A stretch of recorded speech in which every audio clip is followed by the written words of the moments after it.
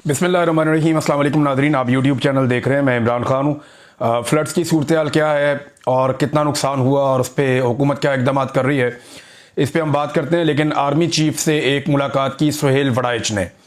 सुहेल वड़ाइच पाकिस्तान के एक पुराने जर्नलिस्ट हैं और ये इनको मैंने देखा भी था जब ब्रसल्स में आर्मी चीफ मौजूद थे, तो उस तकरीब में इन्हें ख़ास तौर पर बुलाया गया था और उस तकरीब के बाद इनकी कोई मुलाकात हुई है आर्मी चीफ से। उस मुलाकात के हवाले से इन्होंने कुछ तफसीलात जारी की हैं। 5 चीज़ें उसमें बहुत इंपॉर्टेंट हैं, वो पांचों चीज़ें मैं आपके सामने रखता हूँ। आर्मी चीफ का माइंड मुकम्मल तौर पे डिस्क्लोज हो गया है, यानी वो फ्यूचर में क्या करेंगे, उनके दिमाग में क्या चल रहा है और मौजूदा field marshal army chief Pakistan को कहाँ ले जाना चाहते हैं और यानी वो जाने का उनका इरादा है भी या नहीं, ये सारी चीज़ें मैं आपके सामने रख देता हूँ। एक तो ये क्लियर बात है कि जो सुहेल वड़ाइच ने लिखा वो एस्टेब्लिशमेंट की, आर्मी चीफ की इजाज़त के बगैर तो लिख नहीं सकते। यानी अगर कुछ ऑफ दी रिकॉर्ड बातें होंगी तो वो सुहेल वड़ाइच साहब आर्मी चीफ के रिटायर होने के बाद बताएंगे, अगर जिंदगी रही तो आर्मी चीफ के रिटायर होने के बाद बताएंगे, उससे पहले वो नहीं बताएंगे। जब तक आर्मी चीफ मौजूद है तब तक वो वही लिखेंगे जो आर्मी चीफ की इजाज़त से है। तो आर्मी चीफ की इजाज़त से 5 चीज़ें सामने आई हैं। नंबर 1 चीज़ जो है वो माफ़ी का मुतालबा है। नंबर 2 तब्दीली के बारे में अफवाहें। नंबर 3 खारजा पॉलिसी। नंबर 4 मईशत के मामलात। नंबर 5 डोनाल्ड ट्रंप, अमेरिका और चीन। अब इसमें जो पहला नुक्ता है ना, जो आर्मी चीफ का स्टेटमेंट सुहेल वड़ाइच साहब ने पढ़ के सुनाया, वो मुझे बहुत अजीब लगा। मुझे लगा कि ये कोई भी बाशऊर आदमी या अक्लमंद आदमी इसको तस्लीम नहीं करेगा।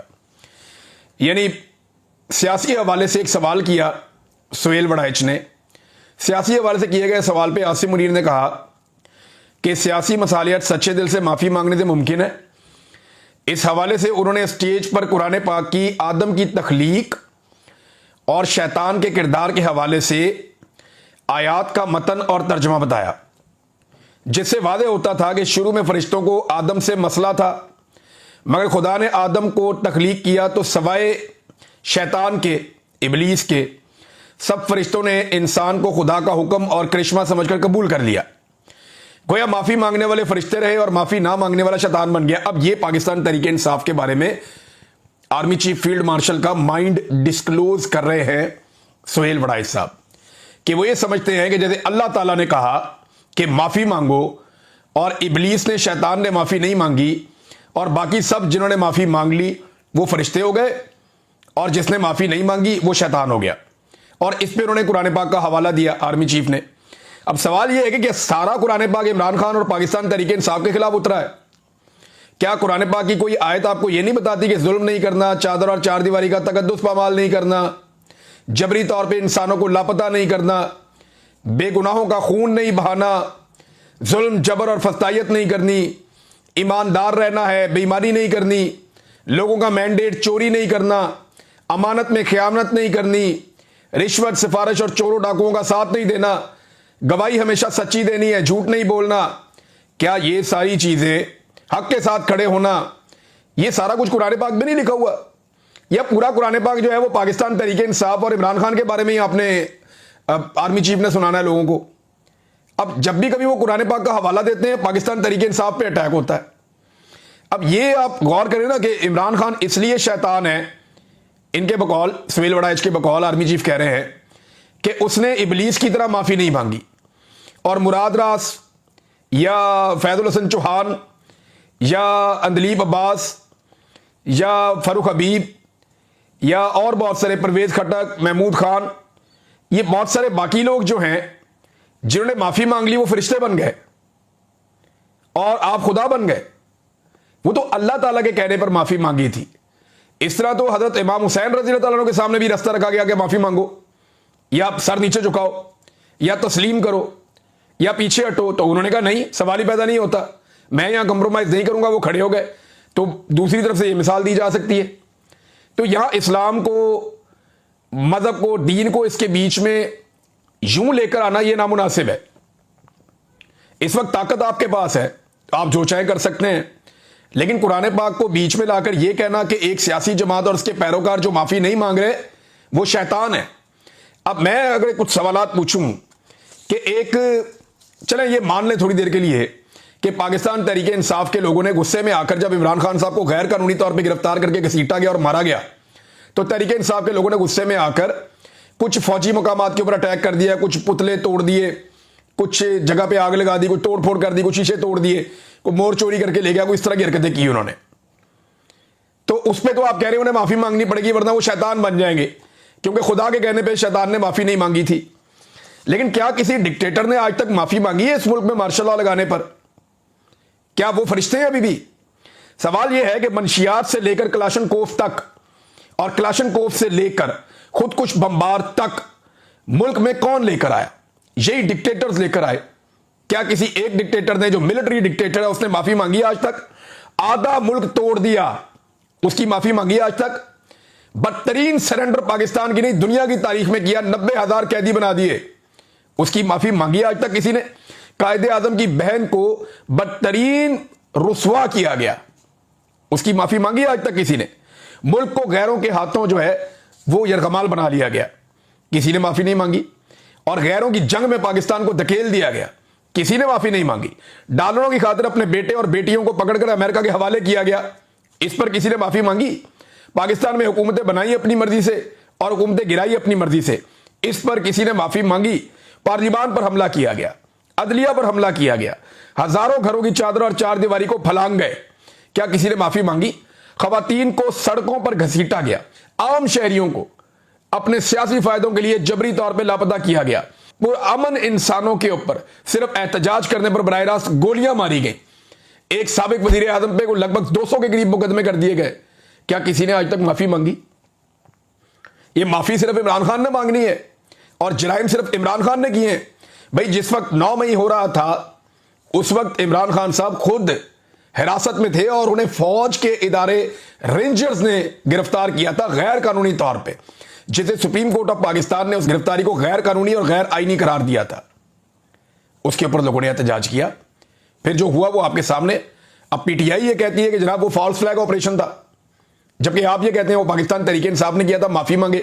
بھئی اگر عمران خان نے سچے دل سے معافی مانگنی ہے, ایک بات تو کلیئر ہو گئی, سارے پاکستانی یہ بات جان لیں, ایک بات تو کلیئر ہو گئی کہ عاصم منیر صاحب نے یہ بتا دیا کہ عمران خان صاحب پہ جو کیسز ہیں وہ قانونی نہیں ہیں, ان کا قانون سے کوئی لینا دینا نہیں ہے, وہ معاملہ صرف اور صرف معافی پہ اٹکا ہوا ہے کہ یہاں ضد یہ ہے کہ عمران خان کی ہم نے ناک رگڑوانی ہے, عمران خان سے ہم نے معافی منگوانی ہے, معاملہ صرف یہاں پہ اٹکا ہوا ہے.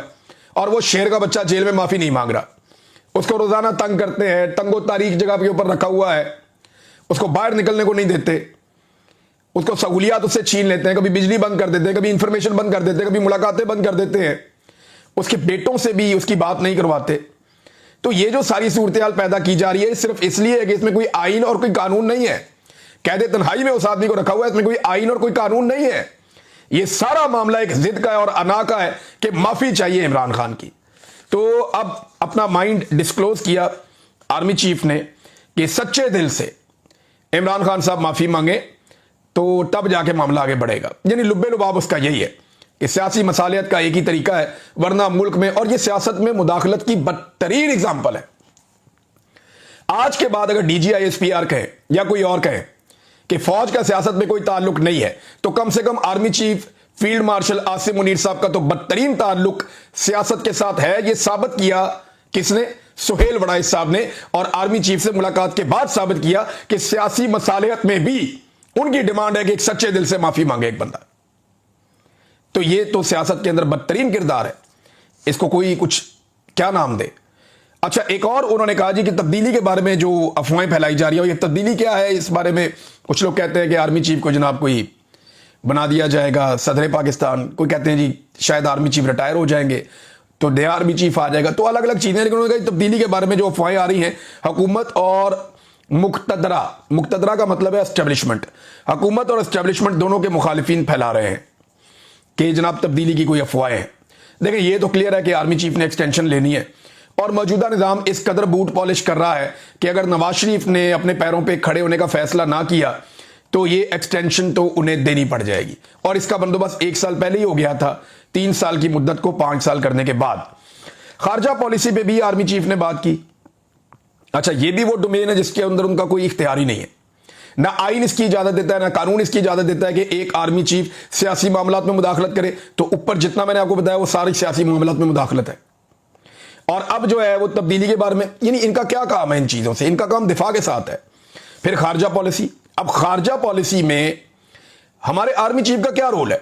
वजीर खारजा मौजूद हैं, वजीर आजम मौजूद हैं, वो खारजा पॉलिसी चला लेंगे, लेकिन आर्मी चीफ जो है हमारे हमेशा से वो खारजा पॉलिसीज के अंदर भी मुदाखलत करते हैं जो नामुनासिब है। अब वो ये कह रहे हैं कि हम एक दोस्त की खातिर दूसरे को नाराज नहीं करेंगे। अमेरिका और चाइना से ताल्लुकात को बैलेंस करने के हवाले से ना वो इसके एक्सपर्ट है, ना उनकी इसके अंदर जिम्मेदारी है, ना उन्हें ये करना चाहिए। लेकिन पाकिस्तान में एक रवायत बन गई है कि पाकिस्तान की मिलिट्री एस्टेब्लिशमेंट ही ये सारे काम करती है। बहरहाल ये भी उन्होंने किया और साथ ही उन्होंने इसको भी ओन कर लिया कि डोनाल्ड ट्रंप को जो अमन का नोबेल प्राइज देने के लिए नामजद किया गया है, इस फैसले को उन्होंने ओन किया आर्मी चीफ ने। लेकिन ये मैं पहले भी आपको बता रहा था कि जब डोनाल्ड ट्रंप से मुलाकात हुई फील्ड मार्शल की, तो उसके बाद फौरी तौर पे ये कदम उठाया गया था और फौरन हुकूमत को ये हुक्म जारी किया गया, कैबिनेट ने फौरी अप्रूवल दी और सबसे पहले पाकिस्तान ने डोनाल्ड ट्रंप को अमन के नोबेल इनाम के लिए नामजद किया। तो आर्मी चीफ ने इसको ओन कर लिया कि जी ठीक है, यूं नहीं का डिसीजन है, और उन्होंने कहा कि डोनाल्ड ट्रंप की अमन की ख्वाहिश जेन्युइन है। अच्छा, मईशत के हवाले से जिससे कोई दूर दूर तक ताल्लुक नहीं है, कोई लेना देना नहीं है आर्मी चीफ का, लेकिन मईशत के हवाले से भी उनके पास पूरा एक रोड मैप है। वो कह रहे जी, जनरल आसिम मुनीर ने हिसाब किताब लगाकर बताया कि अगले साल से रेकोडेक्स से हर साल $2 अरब का खालिस मुनाफा होगा जो हर साल बढ़ता जाएगा। उन्होंने बताया कि पाकिस्तान के पास नायाब ज़मीनी ख़जाना है, इस ख़जाने से पाकिस्तान का कर्जा भी उतर जाएगा। फील्ड मार्शल से पहली मुलाकात, माशी बहरान के हल के हवाले से जनरल आसिम मुनीर के पास पूरा रोड मैप था जिसमें 5 और 10 साल के अंदर पाकिस्तान को दुनिया के तरक्की याफ्ता ममालिक की सफ में खड़ा करने की मनसूबाबंदी थी। आपके पास क्यों है रोड मैप मईशत का? आपके पास रोड मैप होना चाहिए कश्मीर कैसे आज़ाद करवाना है। आपके पास रोड मैप होना चाहिए कि भारत से जो वो डैम बना बना के पाकिस्तान का पानी रोकता जा रहा है, वो अपना पानी भारत से कैसे छुड़वाना है। आपके पास ये रोड मैप होना चाहिए कि पाकिस्तान को दहशतगर्दों से कैसे बचाना है। अफगानिस्तान और पाकिस्तान के बॉर्डर पे जो दहशतगर्द हर दफा इधर घुसाते हैं बार बार, उनको वहां पे कैसे रोकना है। आपके पास रोड मैप होना चाहिए कि बलूचिस्तान जो एक नो गो एरिया बन गया है, उसको दुरुस्त कैसे करना है। सिक्योरिटी की ड्यूटी है आपकी। रोड मैप सिक्योरिटी का होना चाहिए। रोड मैप कश्मीर की आजादी का होना चाहिए। रोड मैप पाकिस्तान के पानियों पे भारत के कब्जे का होना चाहिए। ये कौन सा रोड मैप है मईशत का? ना इसके अंदर आपकी एक्सपर्टीज है, ना इसके अंदर आपका कोई काम है, ना इससे आपका कोई लेना ना देना, लेकिन फिर भी। अच्छा, और रोड मैप क्या है, जरा ये भी आप गौर करें कि जनाब इसमें सारा जो सुहेल वड़ाई साहब ने बताया वो क्या बताया। उन्होंने बताया जी कि ये जो मादनियात है ना, ये बेचनी है।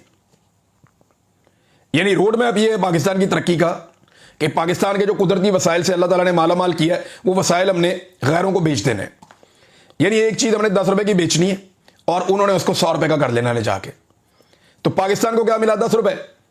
और जो यहां से लेकर गया उसने उसको वैल्यू एडिशन की और क्या बना? 100 रुपए। भाई इस पूरे रोड मैप के अंदर कहीं पे सियाहत है, कहीं पे ज़राअत है, कहीं पे IT है, कहीं पे दूसरे शोबे हैं।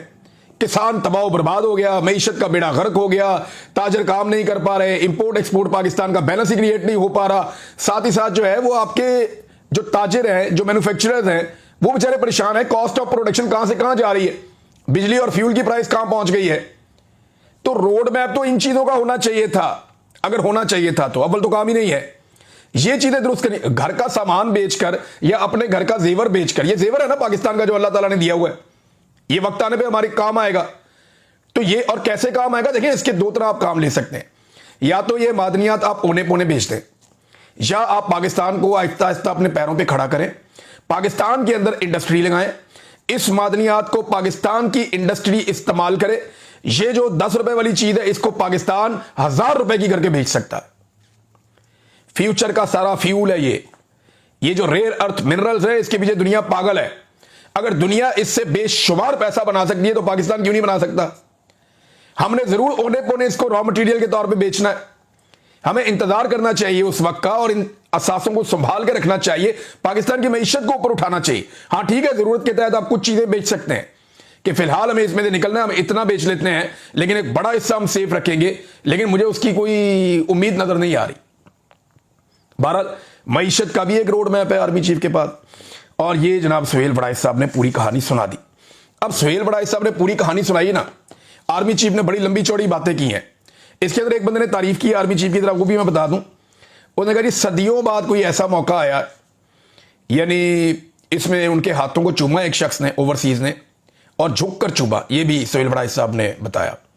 انہوں نے کہا کئی ایک نے صدیوں کے بعد مسلمان ملک کی کافر ملک پر فتح پر انہیں خراج تحسین پیش کیا. صدیوں کے بعد بھئی یہ ہم یوم دفاع پاکستان کیوں مناتے ہیں؟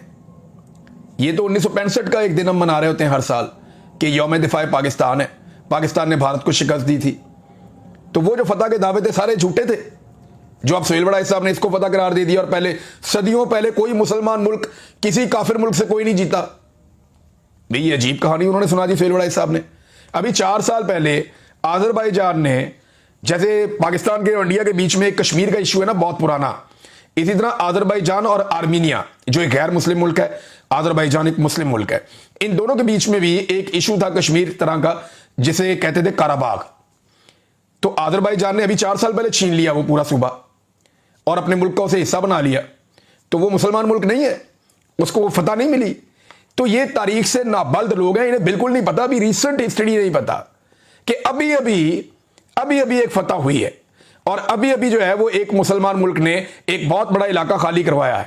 پاکستان کی رسپانسبلٹی تو ابھی باقی ہے, پاکستان نے کشمیر کو آزاد کروانا ہے, جس کے لیے فوج نے بڑے دعوے کر رکھے ہیں, پاکستانی فوج نے, اور ہمیشہ سے اپنے دعوے سنے. اب ذرا ان ساری چیزوں کا جواب قائد اعظم محمد علی جناح کے ایک جملے میں.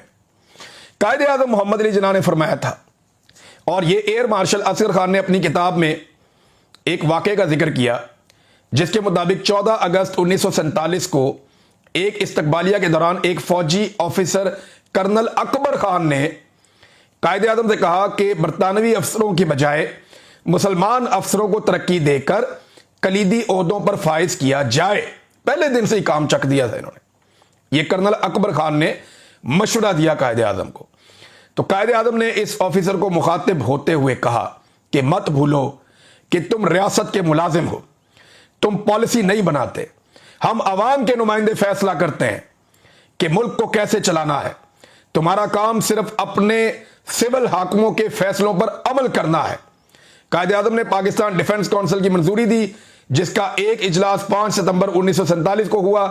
اس اجلاس میں پاک فوج کی اندرونی اور بیرونی ذمہ داریوں کی منظوری دی گئی. یہ بڑا کلیئرلی قائد اعظم نے کہہ دیا. میں دوبارہ پڑھ کے سنا دیتا ہوں کہ فیلڈ مارشل کے ساری باتوں کا جواب اس کے اندر قائد اعظم کے ایک جملے کے اندر ہے. سہیل وڑائچ کے سارے کالم کا جواب قائد اعظم کے ایک جملے کے اندر ہے. انہوں نے کہا کہ مت بھولو کہ تم ریاست کے ملازم ہو, تم پالیسی نہیں بناتے, ہم عوام کے نمائندے فیصلہ کرتے ہیں کہ ملک کو کیسے چلانا ہے. تمہارا کام صرف اپنے سول حاکموں کے فیصلوں پر عمل درآمد کرنا ہے. یہاں جو الیکشن جیتا ہے, جسے عوام نے منتخب کیا ہے, اس کو جیل کے اندر بند کیا ہوا ہے, اور جنہیں عوام نے ریجیکٹ کیا ہے ان کو فارم 47 پہ لا کر بٹھایا گیا ہے, اور پھر بھی ان کی کوئی بات نہیں سنی جا رہی. وہ بیچارے ملازموں کی طرح دن رات بوٹ پالش کر رہے ہیں اور کچھ نہیں کر رہے. یہ ناظرین حالات ہیں یہاں پہ. اب ناظرین آ جائیں, جو فلڈز کی صورتحال ہے اس وقت وہ میں آپ کے ساتھ شیئر کر دیتا ہوں, لیکن اس سے پہلے ایک اور بہت بڑی خوشخبری ہے, یہ آپ کے ساتھ شیئر نہ کی تو زیادتی ہو جائے گی. ایک اور کوٹ ادو پاور کمپنی ہے, اور یہ بڑی کمپنی ہے. ایک لیفٹیننٹ جنرل ریٹائر محمد سعید کو نیا چیئرمین اس کا اپوائنٹ کر دیا گیا ہے. تو ایک اور ریٹائر فوجی آفیسر برسر روزگار ہو گئے. اللہ تعالیٰ ان کے روزگار میں, اللہ تعالیٰ ان کی آمدن میں برکت عطا فرمائے. اور ہمیں ایک ہی دفعہ لسٹ حاصل کرنی چاہیے کہ کتنے ہمارے زندہ جرنل ایسے ہیں جو ریٹائر ہیں اور ان کے پاس کوئی روزگار نہیں ہے, تاکہ قوم ایک ہی مرتبہ ان سب کے روزگار کا بندوبست کرے, اور ان تمام کو روزگار کے اوپر رہنا چاہیے. پاکستان کے اندر بے روزگاری کی شرح لگاتار بڑھتی چلی جا رہی ہے, اور کئی گنا بے روزگاری میں گزشتہ 3 سالوں میں اضافہ ہوا ہے, لیکن کئی گنا ریٹائر جرنیلوں کو تمام محکموں کے اوپر لا کر بٹھا دیا گیا ہے. اور اب تو پہلی مرتبہ ایسا ہو رہا ہے کہ سرونگ جرنلز بھی محکموں کے اوپر بٹھائے جا رہے ہیں. تو یہ ناظرین صورتحال ہے. تو میں مبارکباد پیش کرتا ہوں لیفٹیننٹ جنرل ریٹائر محمد سعید کو کہ انہیں نیا چیئرمین اپوائنٹ کیا گیا کوٹ ادو پاور کمپنی کا. اور باقی جو لوگ ہیں ان کے لیے میں دعا کرتا ہوں کہ جتنے بھی ہمارے ریٹائر جرنیل ہیں ان سب کو جلد از جلد کوئی نہ کوئی نوکری مل جائے. ناظرین سیلاب کی صورتحال بڑی خوفناک ہے. جو مناظر میں نے دیکھے وہ انتہائی ہولناک ہیں. کلاؤڈ برسٹ ہوا ہے, اور یہ کلائمیٹ چینج ہے. جو مقبوضہ کشمیر ہے وہاں پہ بھی ایک انسیڈنٹ ایسا رپورٹ ہوا, بڑا افسوسناک اور بڑا خوفناک واقعہ ہے. جتنی دریاؤں کے کناروں پہ پراپرٹیز بنی ہوئی ہیں میں نے ان کو بہتے ہوئے دیکھا ہے. پوری بلڈنگ, پورے گھر جو ہیں 3 منزلہ گھر, وہ ایک جھٹکے میں پانی لے کر جا رہا ہے. چند لمحوں میں وہ نظر ہی نہیں آتے, بالکل صفحہ چٹ ہو جاتا ہے. बाकायदा पत्थरों का सैलाब आता हुआ देखा, बहुत बड़े पैमाने पे पत्थर पानी के साथ बहते हुए आ रहे हैं, बड़े बड़े पत्थर जिन्हें आप हिला भी नहीं सकते। तो ये एक खौफनाक सैलाब है और ये जो मनाजिर हैं सैलाब के, ये इंतहाई हौलनाक है। अल्लाह ताला पाकिस्तानियों को महफूज रखे। जो लोग जाँ बहक हुए हैं उनकी तादाद बढ़ती चली जा रही है और जो नया डाटा आ रहा है वो बड़ा खौफनाक है और इसमें बच्चे भी हैं, ख़वातीन भी हैं, नौजवान भी हैं, तो मर्द हजरात भी हैं, ख़वातीन भी हैं। तो ये बहुत बड़ा नुकसान है। और पाकिस्तान की गवर्नमेंट ने, पाकिस्तान की फ़ौज ने और पाकिस्तान की जो मुख्तलिफ सूबाई हुकूमतें हैं उन्होंने इस हवाले से अपने इक़दाम शुरू किए हैं। खैबर पख्तूनख्वा की हुकूमत को सबसे ज़्यादा विजिलेंट रहना होगा। अवामी नुमाइंदगान सैलाब ज़दा इलाकों में लौट गए हैं, वहाँ पहुँच गए हैं। बैरिस्टर घोर के इलाके में सैलाब आया, बड़ा खौफनाक, वो भी वहाँ पे मौजूद हैं। अली अमीन गंडापुर भी रवाना हुए सैलाब मुतासरीन की मदद के लिए और जो फ़ौज के दस्ते वहाँ मौजूद हैं खैबर पख्तूनख्वा में, उन्हें भी फौरी तौर पे मुतहर्रिक किया गया कि आप भी ये काम करें और बेहतरीन काम कर रही है रेस्क्यू सर्विसेज और जो NDMA PDMA ये लोग भी कोशिश कर रहे हैं, बहुत कम वसाइल के बावजूद ज़ोर लगा रहे हैं कि कुछ ना कुछ करके किसी तरह भी जो सैलाब मुतासरीन हैं उनको रेस्क्यू किया जाए। अभी मेरे ख्याल में उन्हें आने वाले दिनों में खैमों की ज़रूरत होगी, उन्हें खुराक की ज़रूरत होगी, खाने पीने की चीज़ों की, और फिर जब बहाली का काम शुरू होगा, असल काम तब होता है।